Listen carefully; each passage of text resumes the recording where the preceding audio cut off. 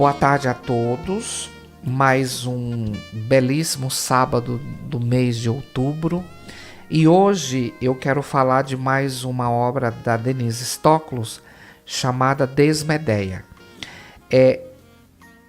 A indicação de Desmedeia veio porque recentemente eu trabalhei com os meus alunos a tragédia de Eurípides intitulada Medeia, que para quem não se recorda, porque é um mito super famoso, Medeia é casada com Jasão, abandona tudo para casar com Jasão e é desprezada por Jasão, e para se vingar do marido ela mata os filhos, né? Então é uma tragédia terrível de Eurípides.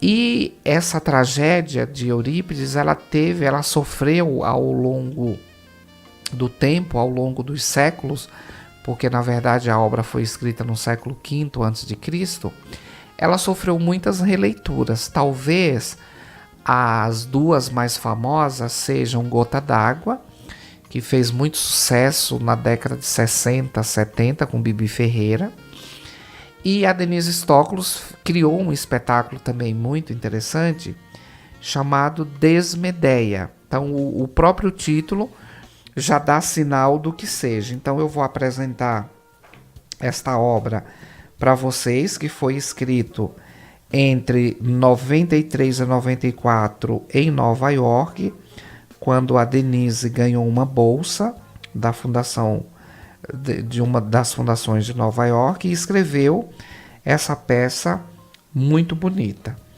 E aí a beleza da peça já começa na dedicatória. A Denise fala o seguinte: dedicatória permanente. Qualquer coisa de belo que eu porventura possa criar será para, por e de meus filhos, Thaís e Piatã, que incessantemente, através do privilégio da maternidade, me presenteiam com suas generosas luzes. Então vamos lá. O tema, já estou falando da obra, estou na página 4, tema: desatar o nó da tradição da matança dos atos filhos sementes, causada pelo desgosto do abandono social, afetivo e espiritual, em que nos encontramos no presente, é o tema desta modesta peça de teatro. Metafórica como toda expressão artística, esta obra quer refletir, através de personagens mitológicos, sobre a possibilidade de opção pela vida em qualquer época, de qualquer espécie, em qualquer situação ideológica, comunitária ou amorosa. E, acima de tudo, sobre a relação prática de todos nós com a lealdade aos valores humanos. Personagens símbolos: Medeia e coro ou narrador, local Grécia e ou Brasil, tempo 431 a.C. ou presente. Vamos ouvir a primeira fala do coro. Medeia em grego significa mulher que planeja. Medeia, mulher atormentada pela paixão, era neta do próprio Sol. História de uma mulher violenta, violentíssima. Ela matou seus próprios filhos quando o marido a deixou por outra. Não sem antes ter envenenado a nova noiva do seu então ex-marido e o pai da noiva junto. Este seu homem amado, que se chamava Jasão, tem nome que dá rimas justas a seu personagem: Jasão tesão, Jasão cagão, Jasão bundão. Por causa deste tesão e cagão, ela fez loucuras. Por ele, ela havia traído já a essas alturas a sua própria pátria. Própria pátria. Porco crespo, toco preto, corpo. Não, isso é outra história. Foi assim. No lugar da Grécia, chamada Iolco, reinava o rei Pélias, que havia usurpado o trono do pai de Jasão. E para não correr nunca o risco de um dia, quando Jasão crescesse, este fosse lá acertar as contas, rei Pélias mandou que matassem o pequenino. Mas, tal como na história da Branca de Neve, os caçadores não tiveram coragem e entregaram o pequeno Jazão não para 7 anões de qualquer congresso de políticos. Porco crespo, toco preto, isto é outra história. Os caçadores, ao invés de matar, entregaram Jazão para um centauro, ser metade homem, metade cavalo, que de certa forma também habita os congressos de políticos. Porco crespo, toco preto, não. Acontece que este centauro educou o menino muito bem. E um dia, quando Jazão já estava grande, foi mandado pelo centauro a se divertir numa festa na cidade. No caminho, teve de atravessar um rio e ali perdeu uma de suas sandálias. Entrou na cidade capengando, um pé descalço e um pé calçado, um pé descalço e um pé calçado. O rei usurpador, que estava por ali dando bobeira, quando viu aquele forasteiro, lembrou-se de uma profecia muito antiga que lhe aconselhava ter muito cuidado com o estrangeiro que um dia entrasse na cidade com um pé descalço. Chamou Jazão: mocinho, vem cá. Que é que tu farias se tu te encontrasses cara a cara com alguém que estivesse marcado para um dia te assassinar? Jazão, espertinho, querendo resolver com safadeza a charada, disse: eu o encarregaria de uma missão impossível, da qual ele não sairia vivo. Mandaria ir buscar um pelego, mas um pelego de ouro, aliás, bem daquele que tem lã naquela região onde para matarem, para emboscarem, não custa nada. Aquela zona bárbara onde mataram Chico Mendes, o país chamado Cólquida. O rei respondeu: então vai, arreda, desgraçado, que é tu mesmo quem pode ser esse futuro assassino. Sai, sai. Jazão não se deu por achado. Como ele tinha um dote grande, como era bem dotado, era de família bem situada, bem relacionada nessas esferas do poder, sabe como é: empreiteiras na jogada, gráficas à disposição, porco crespo, toco preto, não. Com um generoso apadrinhamento de muitos deuses, ele construiu o primeiro navio da história, Argo, com uma madeira de lei que falava e dava ordens, de tão poderosa uma rede brasileira de televisão assim. Toco preto, corpo não. Chamou sua coligaçãozinha, seus cabos eleitorais, combinou favores, depois de conquistado o cargo, conquistado o pelego, corpo preto, porco crespo, apelidou seus capangas de argonautas e lá se foi. Passaram muitas aventuras e finalmente chegou a Cólquida, mas o rei do local disse: daqui tu não tiras o pelego de ouro que é nosso tesouro nacional. Ué, tem gente que se afeiçoa a pelegos. Que é que se vai fazer? Tem gente que até reelege pelego atrás de pelego. Põe dragões que soltam fogo para defender esses pelegos, que se vai fazer? Até mandam dragões de farda verde, metralhadoras, atacar baratas nojentas, mas deixam intocáveis, porque são seus primos, os encarregados por lei do depósito de inseticida, os delegados de polícia que enriquecem de esconder o veneno e cobrar aluguel das baratas, para que continuem rendendo negócio bom e assolando o Rio de Janeiro. Ó, toco preto, porco crespo, isto é outra história. Mas aí o rei da Cólquida aplicou o mesmo feitiço contra o feiticeiro. Se entrego o pelego, se tu passar por uma missão impossível da qual eu creio não poderás sair vivo. E aí desfilou uma série de indianajocenadas para ele, que ele tinha que fazer isso e mais aquilo, etc e tal. Porém, esse rei tinha uma filha, a Medeia. E Medeia, escondida atrás da porta, mas de olhos abertos, viu o dote de Jazão. Viu o ovo, viu a uva, via tudo, já viu no que deu. Gamou pro Jazão, cagão, tesão, bundão. Como boa filha de presidente que era, ensinou para o Jazão algumas politicagens, isto é, deu umas rosaneadas, pistolão, sacas?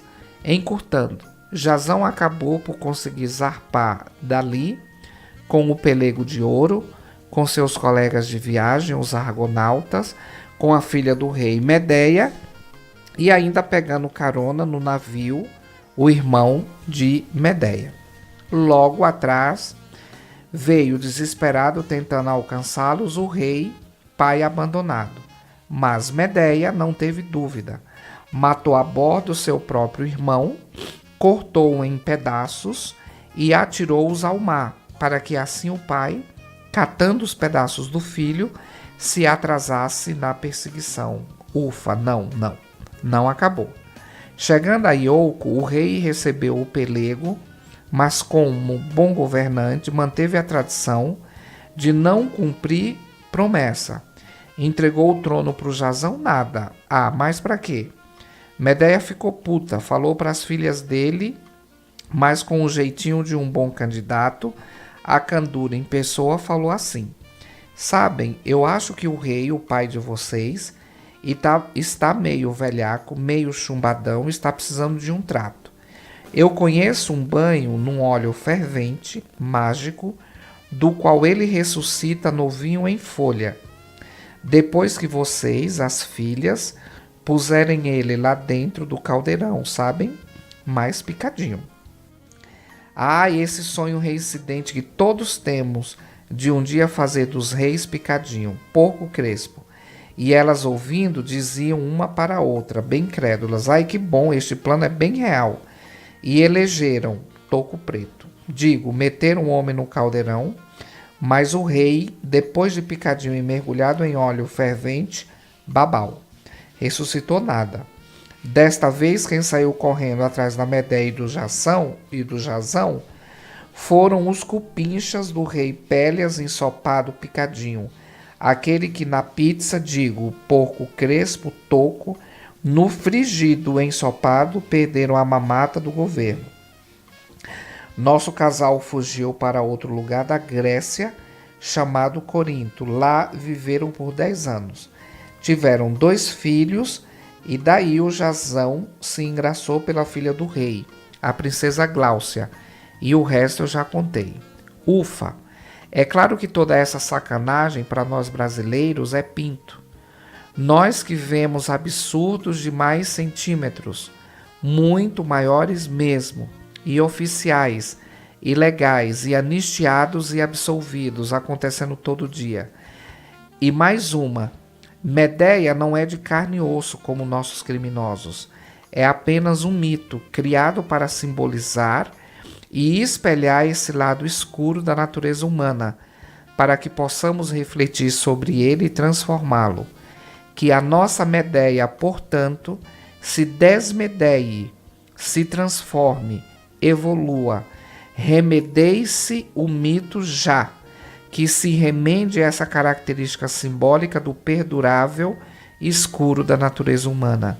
Que aqui essa abordagem ao mito da paixão seja subvertido em um grito de remedeia, alma brasileira, desmedeie-se, para que no final da nossa própria história, como Medeia, sim, alcemos voo na nossa carruagem guiada pelo sol, só que desta vez não num voo glorificado pela derrota na depressão, mas pela vitória efusiva no amor.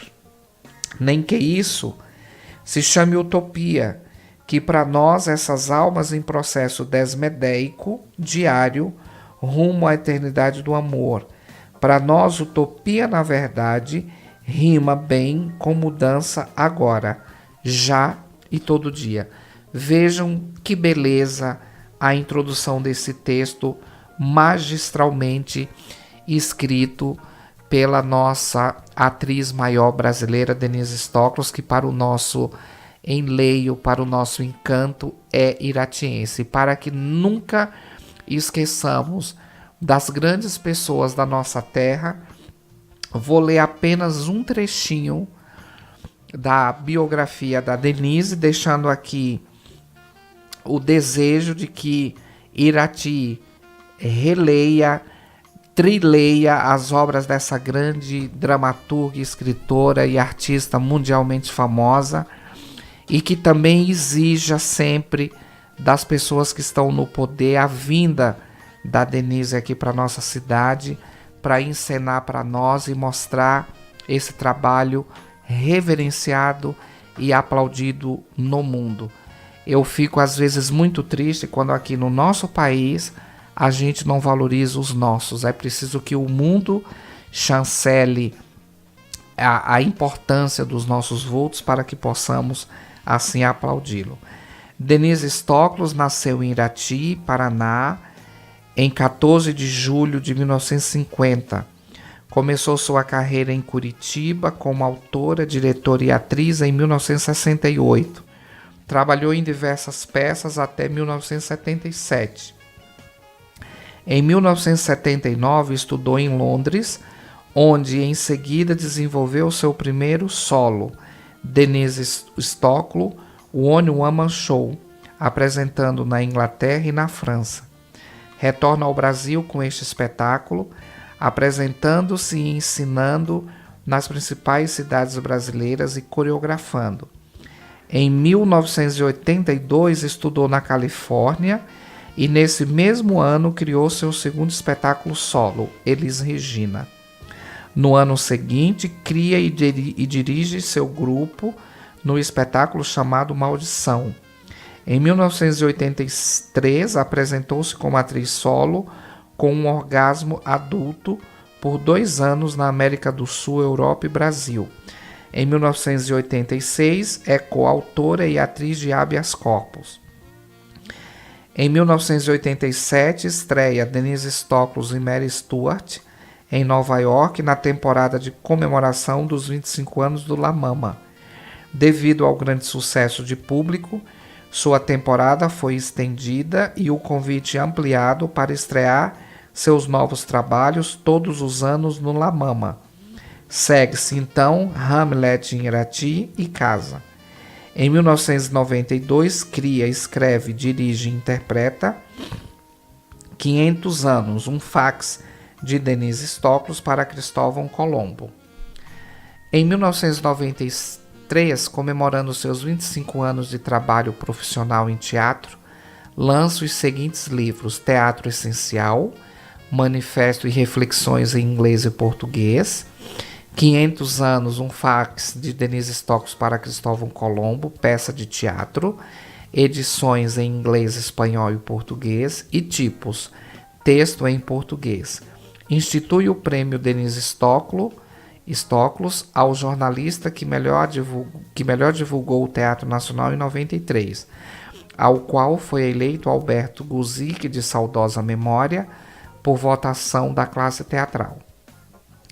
Em 1993-94, ganhou Fellowship como autora de teatro da Fundação de Nova York e publicou o romance Amanhã Será Tarde e Depois de Amanhã Nem Existe, em seguida adaptado para a peça teatral apresentada no terceiro Festival de Teatro de Curitiba em março de 1994. Foi considerada a maior ovação da história do festival, com o maior espaço de toda a mostra, a Ópera de Arame, de quase 2.000 lugares, completamente lotado nas 2 noites de apresentação. Jornal do Brasil, essa fonte está no Jornal do Brasil, Marta Feldens, 26 de 3 de 94. Com a peça Mary Stuart, mantida no repertório de seu teatro essencial desde sua estreia em 1987, foi aclamada como a melhor dentre os mais de 400 espetáculos de categoria internacional de todo o Festival de Edimburgo em 1994 na Escócia, por uma considerada publicação de circulação nacional inglesa, Jornal Observador.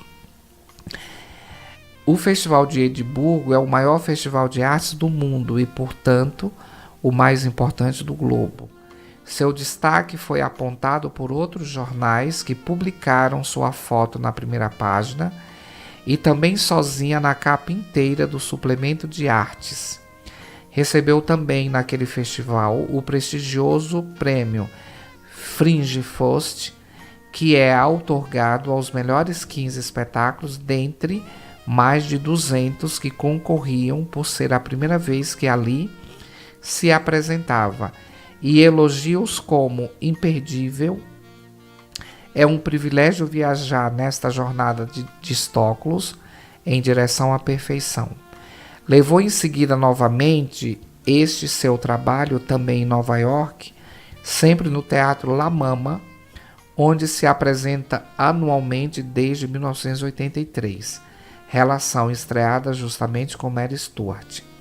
Consta da publicação desta conceituada casa de espetáculo a informação de que Denise Stoklos é considerada na história do teatro brasileiro a atriz, autora e diretora que mais apresentou sua obra no mundo, tendo já participado de importantes eventos e sempre com grande impacto de repercussão em mais de 30 países, representando as peças de sua autoria integralmente em mais 6 idiomas além do português: inglês, francês, espanhol, alemão, russo, ucraniano.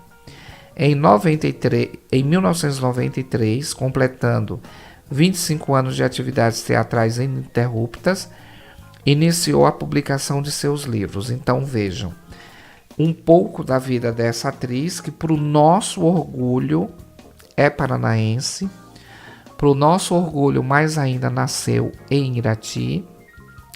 E vamos ler, gente, as obras da Denise. Desmedeia vocês conseguem no Sebo Centenário, né? A Luísa possui todo o acervo da Denise.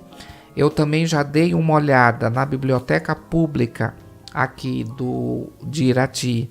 Nós temos um número significativo de obras da Denise e, para minha alegria, um aluno meu este ano começa a ler para escrever, começa a pesquisar a obra da Denise Stoklos.